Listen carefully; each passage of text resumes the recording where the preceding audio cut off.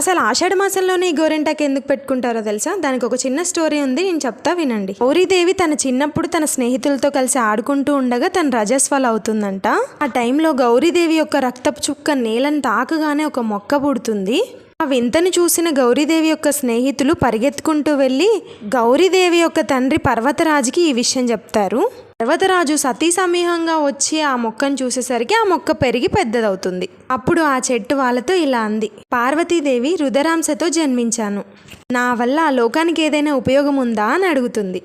అంతలోనే గౌరీదేవి చిన్నపిల్ల చేష్టలతో ఆ చెట్టు ఆకును కొయ్యగానే చేతివేళ్లు ఎర్రబడతాయి. అది చూసిన పర్వతరాజు దంపతులు చెయ్యి ఇలా కందిపోయిందేంటబ్బా అని చెప్పేసి కంగారు పడతారు.